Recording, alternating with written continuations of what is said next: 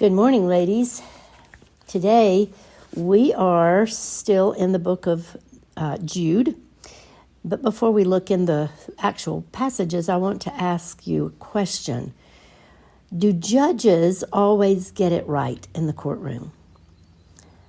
Have you ever considered whether or not the highest judges in our land, the Supreme Court, do they always get it right?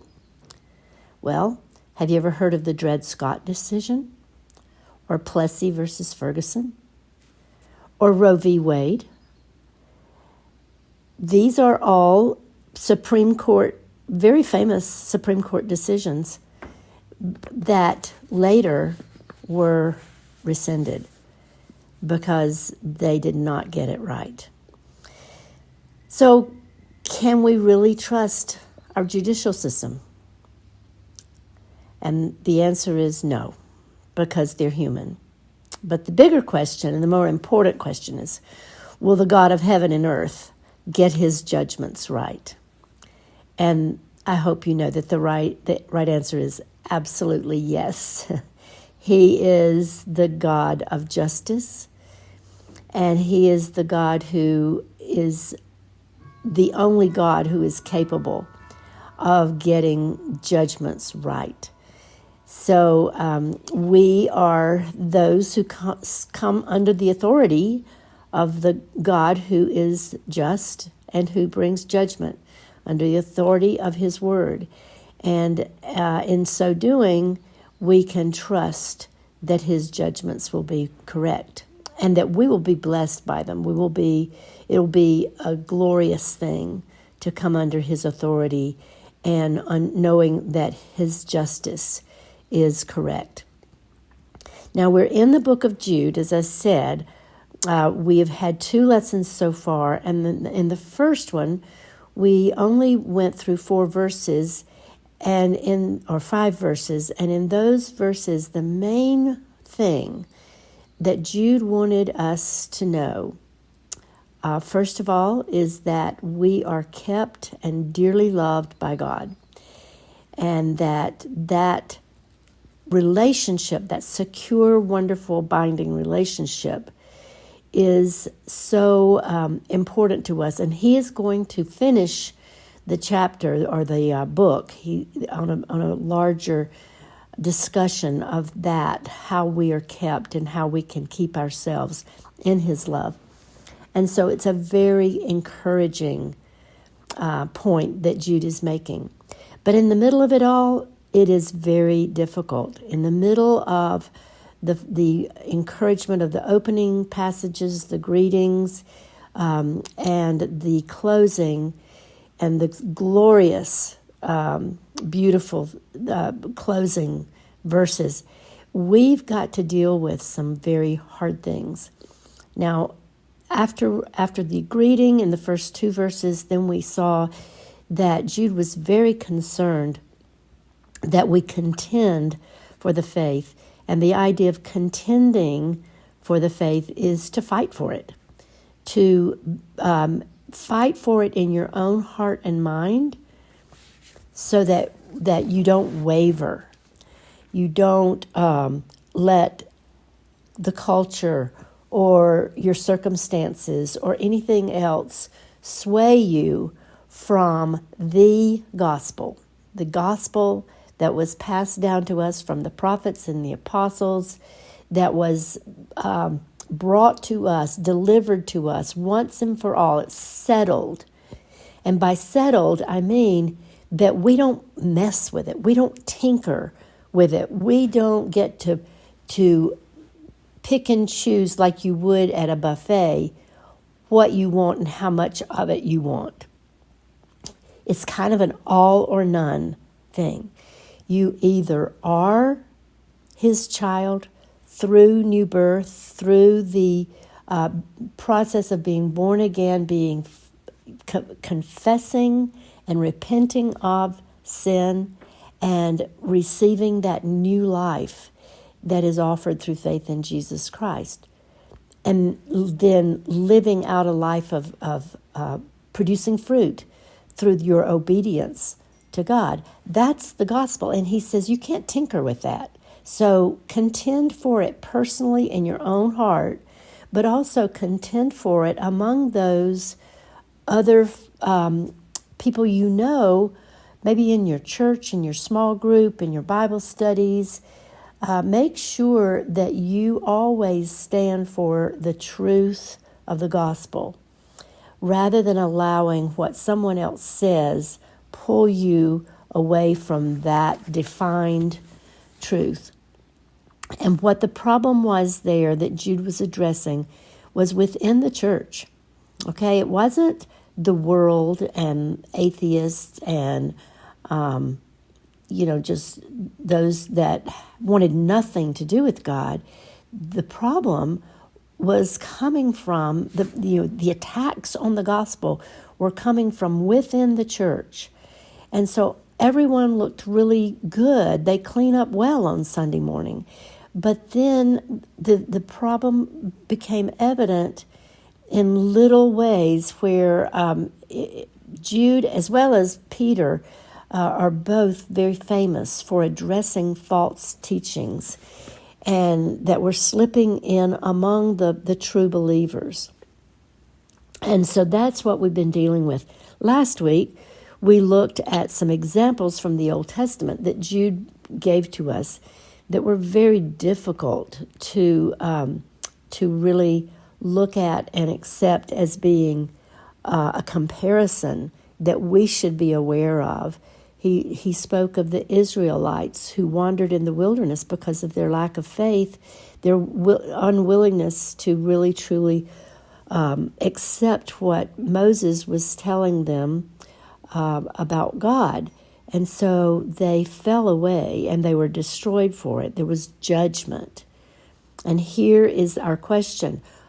Are we willing to accept these judgments of God, these condemnations of God? We had the story last week of these angels, and it was in a bizarre story that was full of sexual immorality, and God judged those angels. And then we had the story of Sodom and Gomorrah and the whole concept of defiling your body with strange flesh. And so that was judged by God and will be continually judged by God. And now today, he's going to give us some more examples. But before he gives us the three specific examples, we're just going to talk about a general observation that Jude has about these certain people that slip in unnoticed to our fellowships. Verses 8 through 10 of Jude. Yet, in like manner, these people, also relying on their dreams, defile the flesh, reject authority, and blaspheme the glorious ones. When the archangel Michael, contending with the devil, was disputing about the body of Moses, he did not presume to pronounce a blasphemous judgment, but said, "The Lord rebuke you."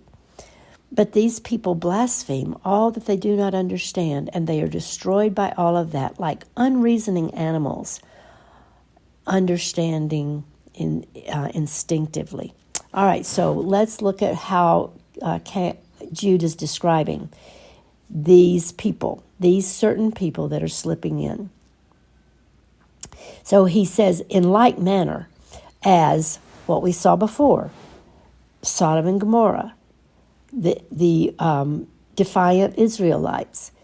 These people also rely on dreams. They defile their flesh. They reject authority. They blaspheme the glorious ones. So these are all examples of how these particular false teachers, false believers, just kind of fly by the seat of their pants. We see that they defile their flesh. They rely on dreams.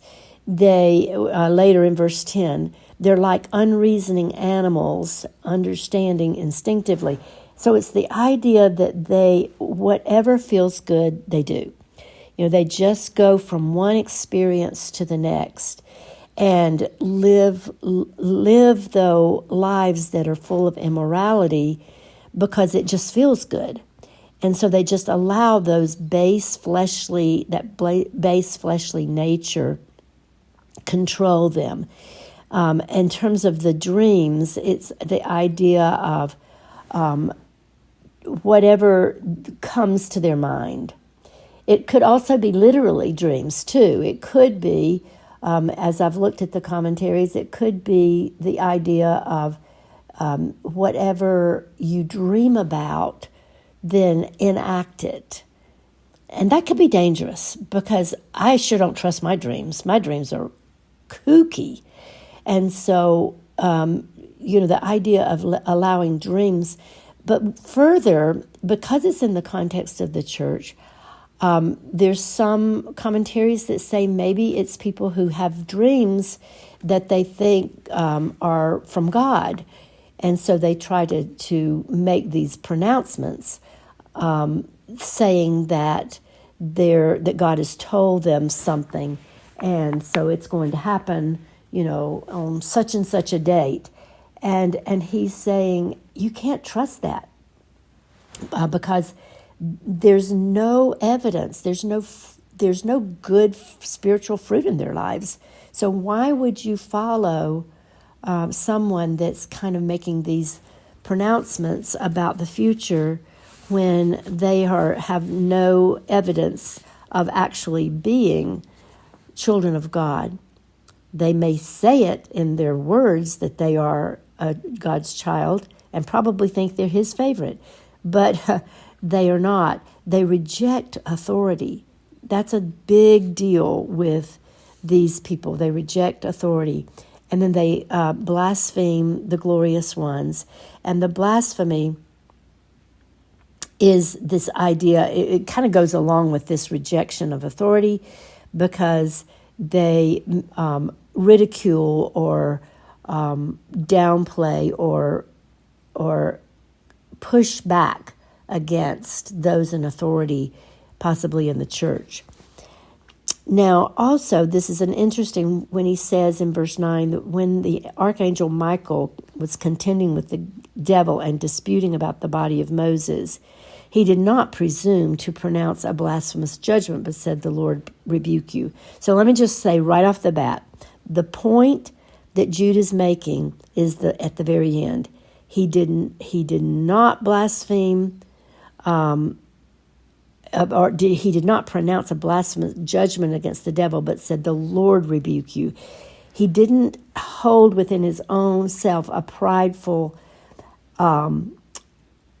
opinion of himself that he had the authority over the devil. Only Jesus Christ has authority over the devil. So he wants us to understand the point of bringing up Michael, the archangel, contending with the devil over the body of Moses.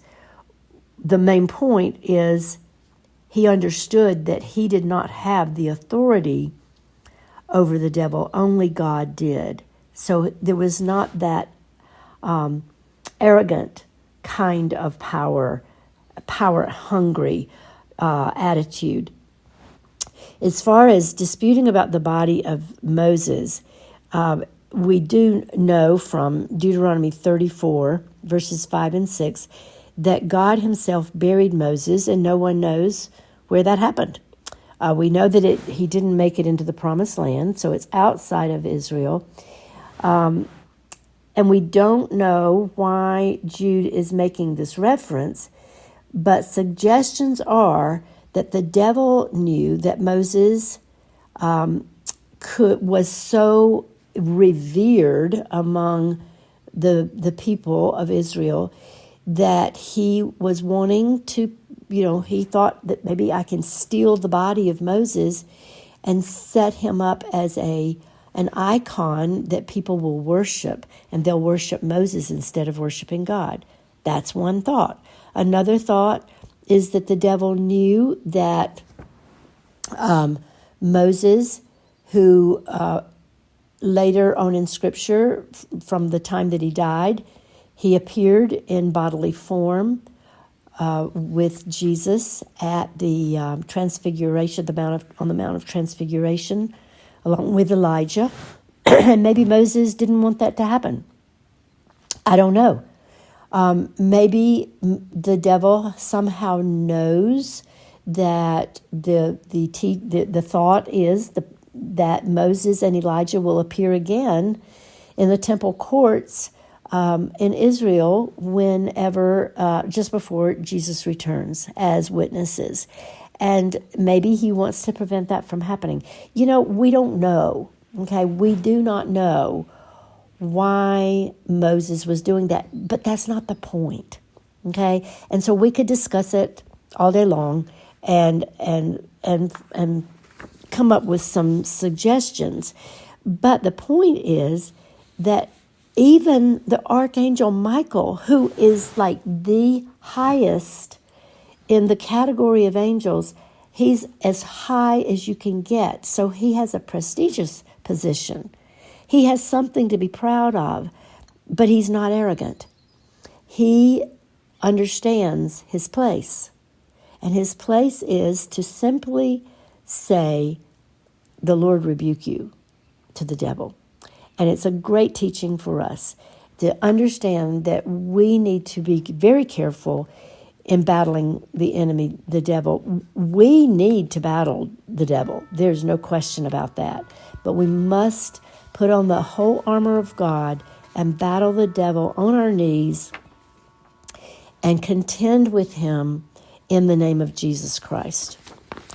All righty, so that is the point that Jude is making for us there about those false teachers. Now let's go on to verse 11 and the three illustrations or the examples that he uses to continue this thought that he's making from the Old Testament about people who rebelled against God, people who were greedy for gain, or who were rebellious. So we've got three illustrations of those things.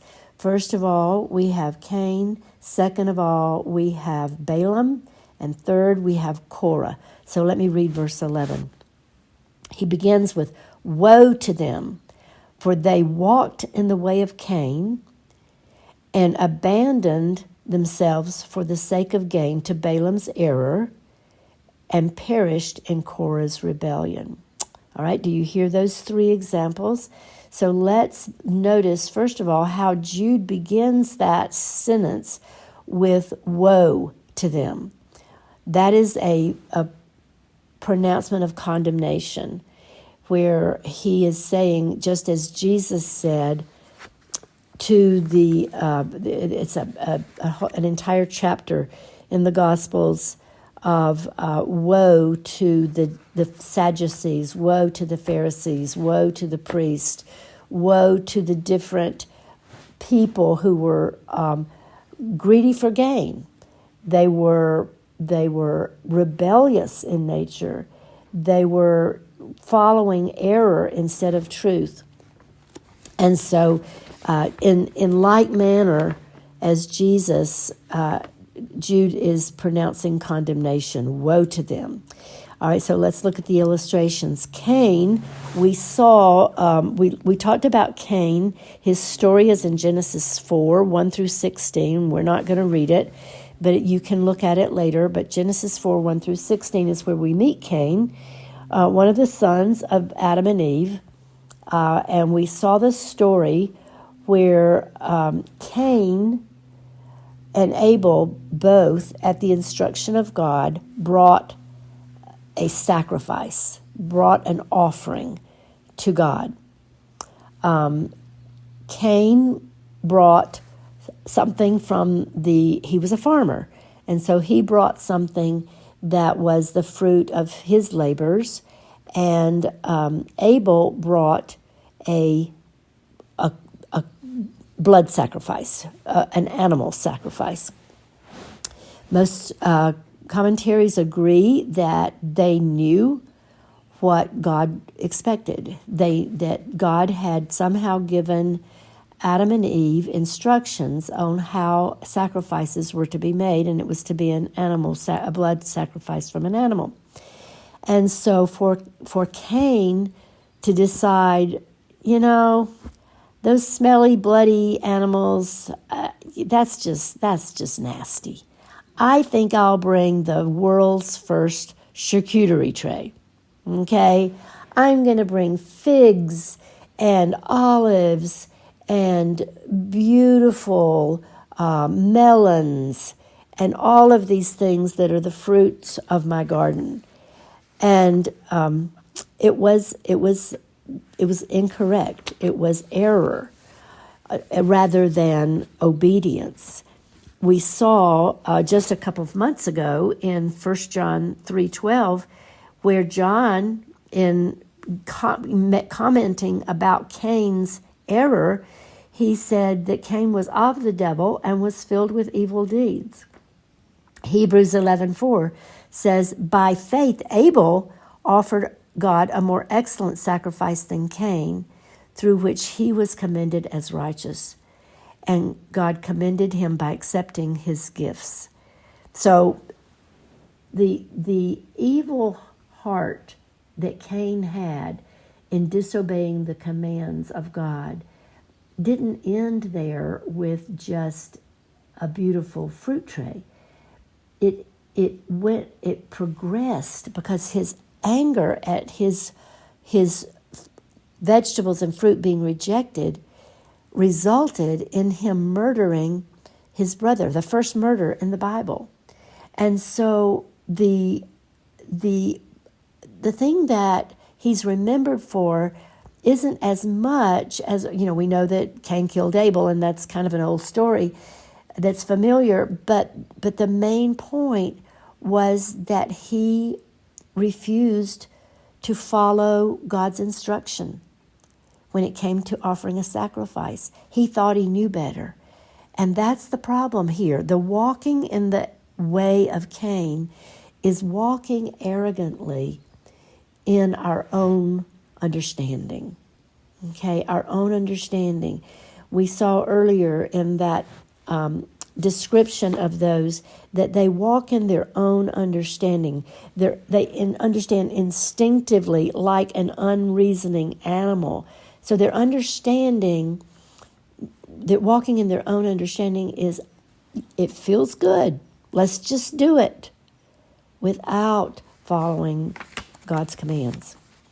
All right, so that is where Jude is telling us that these certain men, these false teachers, are going the way of ungodly Cain and do not demonstrate faith in God. Their actions prove that fact. And as I said earlier, Jude is saying, woe to them. So he is pronouncing condemnation that will come on them from God. Now the next example is Balaam, and it's about the craziest story in the Bible of a talking donkey. You might already be familiar with Numbers 22, where the Israelites were traveling towards the Promised Land, and they came very near to Moabite territory. The king of the Moabite territory, his name is King Balak of Moab, he saw them coming, I'm sure he had messengers that came and told him that the Israelites were coming near them, and he became afraid of them because he had heard all of the stories about them. And so he hired a prophet named Balaam and told him he'd give him money to curse Israel. Now, Balaam was a prophet of God, okay? He looked really good. He's one of those that cleans up nicely on Sunday morning. But God came to Balaam and said, don't do it. That is not what you are not to pronounce a curse on Israel, because I am going to bless them. The king, though, did not give up and made Balaam a better offer. He upped the ante financially, but also saw to it that Balaam was tempted with hanging out with important people, okay, with prestige. And so this idea of the temptation of money of, being in a better position was very tempting to him. Now, God allowed Balaam to go with them for part way to King Balak, so that he could pronounce a curse over Israel. But then God stopped him and told him to turn back. But it was too late. The lure of riches had already taken root in his heart, and God had to kind of leave Balaam to figure it out on his own. And isn't it amazing? It's so true that God knows our heart's desires, even when they're sinful, and will often give us exactly what we want. Basically, it means he lets us reap the consequences of our wrong desires. But let me go back to the hilarious part of this story. This internationally famous seer and prophet couldn't see his own nose in front of his face. Yet a talking donkey saw what was going on and had to explain it to the prophet. Here he is on his way to go see King Balak, riding on his precious donkey, who was pretty darn smart, and God blocked their path with an angel. And it was in a narrow ravine, and so Balaam couldn't get around him because this angel was blocking the path. The donkey, in respect for the angel, laid down, and Balaam beat his donkey to try to get him to get up. And the poor donkey finally had to say, dude, the reason we can't get by is because God is preventing us from going any further. So ultimately, the story goes forward, and Balaam ends up prophesying over Israel 4 times. Okay? But as he is prophesying in his mind and in his mouth, he thinks that he is expressing a curse on Israel, but it keeps coming out of his mouth and into the ears of the king as a blessing. And the king is incensed. He is so angry that he was not cursing, that Balaam was not cursing Israel. And so Balaam saw his situation, that he was not going to be able to pronounce a curse. And so he, for the sake of gain, okay, for the money that he so desired, he went back to Balak, to the king, and he said, I'll tell you how to curse Israel. All you got to do is lead her into immoral fornication and idolatry, and God will curse Israel himself. And so King Balak did just that. He sent his young women from his country, his Moabite women, into the camp of Israel and led Israel into sexual immorality and idolatry. Because of the people's sin, God did curse Israel. He brought a plague of judgment upon Israel that killed 24,000 men. Therefore, Balaam was guilty of the greatest of sins, deliberately leading others into sin. And worse yet, he did it for money. That is one of the most disturbing stories in the Bible. Yes, it's hilarious that there's a talking donkey, but it's heartbreaking that a man of God deliberately led others into sin for the sake of gain, for money, for financial gain. And I'm afraid that we are dealing with that in our own times today, when we have religious leaders who are allowing, or maybe even leading, their parishioners, their followers, into a lifestyle that is very immoral. But hey, there's money involved, and so we're okay with that. And that is just, that is such a despised position from God's heart, to see that someone in the name of God sinning in that manner and making money off of it. It's really reprehensible, and they will be judged. Just as Israel was judged and 24,000 men died, so will these leaders be judged. Now, the third one that we're looking at is a man named Korah. Korah's story is found in Numbers 16, and he was a very prominent man in leadership in Israel. And he was jealous of Moses. And so he comes to Moses. We see this in Numbers 16, verse 3.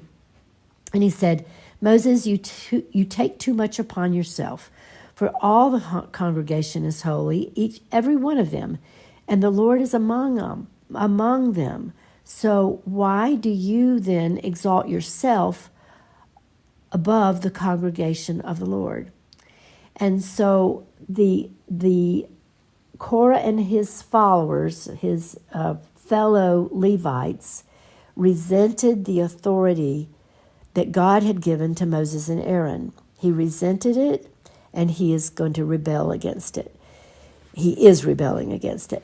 So when Korah said all of this, Moses, humble man that he was, fell on his face, knowing that God's judgment would soon come. He knew that God would not allow this kind of rebellious attitude to go unchecked. So Moses proposed a test. He suggested that each group took their censer. The censer is a metal bowl type thing for burning incense. So he said, each one of you take your censer and come before the Lord. And the Lord himself will choose which man he wants to represent him, Moses or Korah. And if you read the chapter, it really does show the humility of Moses, because Moses is like, yeah, I want God's man to be in leadership. And if it's not me, I am fine with that. If it's you, Korah, I'm fine with that. But he, under the leadership and the inspiration of God, he proposed this particular test to see who God would choose. Would God choose? And the way he would choose it is that you've got your censer with the incense in it, but it isn't burning, right? You know, you've got your those little mechanical, what do they call them? Infusers that we have, so we can put some really good smelling oil in them, or something that really purifies the house. And so you plug it into electricity and it heats up the oil. Well, they didn't have electricity, okay? So they actually put a coal of fire into the censer. But he said, don't light it. Just bring it with your incense, and we'll see let God light the censer himself supernaturally. And by lighting Korah's censer or lighting Moses' censer, God will reveal his choice for leadership. And what happened was very, very tragic. God told Moses to step back, and when he did, the ground opened up and swallowed Korah and his followers and their families. And then after that, God had fire come down from heaven and burn up all of those Korah and his supporters. God's judgment is sure. It is absolutely to be counted on.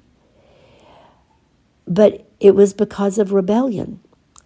This Korah was jealous of the leadership of Moses. He was a Levite himself. Okay, that is a high position in the hierarchy of the Jewish religion.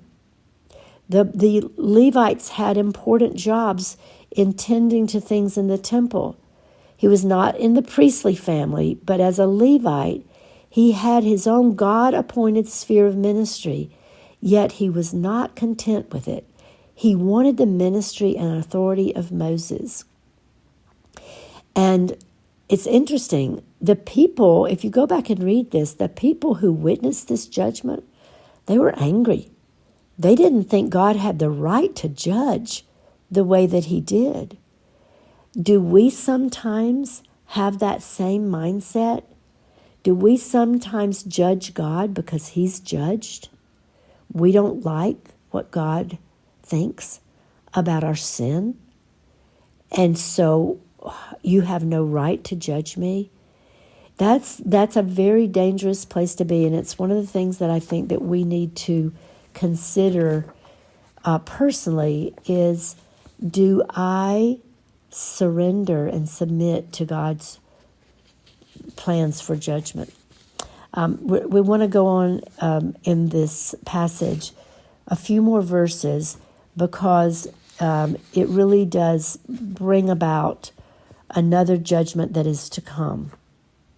First of all, we look in verses 12 and 13 how Jude is going to, in 12, 13, and 16, describe once again these people who are the false teachers of that day and time where Jude lived in the first century. He says in verse 12, "These are hidden reefs at your love feast, as they feast with you without fear, shepherds feeding themselves, waterless clouds swept along by the winds, fruitless trees in late autumn, twice dead, uprooted, wild waves of the sea, casting up the foam of their own shame, wandering stars for whom the gloom of utter darkness has been reserved forever." And I'm skipping to 16. "They are grumblers, malcontents, following their own sinful desires. They are loud-mouthed boasters, showing favoritism to gain advantage." Now, just quickly, I want to just comment on these descriptions of the false teachers that have placed themselves in and among the people of God. Obviously, they were participating in the activities of the church because they were coming to the potluck dinners, I'll call them. They're called love feasts by Jude, but it's where they would gather for communion, but they would bring a dish to share. And he says they come and they participate, but they're dangerous. They're hidden reefs. So below the surface of the beautiful, tranquil water, there are sharp rocks that you can cut yourself on. And so they're incognito, and you have a hard time recognizing them at your love feast. They feast with you without fear, but they are there to take advantage. They're shepherds who are feeding themselves. There's nothing wrong with the shepherd. Jesus was the shepherd. He was the true shepherd. But he feeds his own flock. He cares for them. He protects them. These shepherds feed themselves. Waterless clouds. I mean, what's the point of a cloud that doesn't have water in it? They're swept along by the winds. Fruitless trees in late autumn, twice dead, uprooted. What's the point of a cherry tree without cherries? Wild waves of the sea, casting up the foam of their own shame, wandering stars. All of these, there's nothing wrong with reefs, with shepherds, with clouds, with fruit trees, with waves of the sea, with stars. There's nothing wrong with those unless they're doing destructive things. And he says the gloom of utter darkness has been reserved for them. Okay, so there's judgment. They're grumblers. They're malcontents. They're following their own sinful desires. They're loudmouthed boasters showing favoritism to gain advantage. So we see over and over here these descriptions of them, and they're not very pretty. But I want us to look then, before we end, I want us to look at this verse 14 and 15, where Jude speaks of Enoch. Now, he's the seventh from Adam. He was the man that about chapter 7 or 8, I can't remember what chapter it is, in Genesis, as it lists a genealogy. When it gets to Enoch, the form of the verses change, and Enoch walked with God, it says, and God walked him right on to heaven. He didn't die. He was a man who walked with God, and God took him home. So this man is very highly regarded in the life of Israel, and he is being quoted here from a book of Enoch that was very much respected in the early church. And as he reads from that, or quotes from that, this is the quotation. Behold, the Lord comes with, excuse me, let's try that again. Behold, the Lord comes with 10,000s of his holy ones to execute judgment on all, and to convict all the ungodly of all their deeds of ungodliness that they have committed in such an ungodly way, and of all the harsh things that ungodly sinners have spoken against God. I hope you noticed the word ungodly used 4 times in those 2 sentences. So he's describing, this is Enoch, thousands of years ago, describing the coming of Jesus Christ the second time. Remember that Jesus came the first time to provide our salvation. He is coming the second time in judgment. So he's saying that the Lord will come with 10,000s of his holy ones. It could be angels, it could be the saints that have already died, but this is in the end times when he returns to earth, and he's coming to execute judgment. Okay, do you see that? He isn't coming just to rescue us. He is coming to execute judgment. That is his purpose. This is what Enoch is telling us. He is coming to execute judgment on ungodliness and on ungodly people and ungodly deeds committed in an ungodly way. All the harsh things that ungodly sinners have spoken against God himself. And so we're just kind of blown away at something that is so contrary to how we want to view Jesus. We want to view Jesus as I once did, gentle Jesus, meek and mild. Look upon this little child. Jesus is sweet. He's just, holds the lamb in his arms. He holds little children in his arms, and he's so sweet. And his first time here, he was sweet for the most part. Now, he did clean the whip, he cracked the whip and cleaned the temple a couple of times. But we kind of ignore that. We pretend like that didn't happen because that does not fit our paradigm of who Jesus is. We want to come up with our own paradigm, our own understanding of Jesus, and we are not given that opportunity. We're not given that right. Thousands of years ago, we were told that Jesus will return in judgment.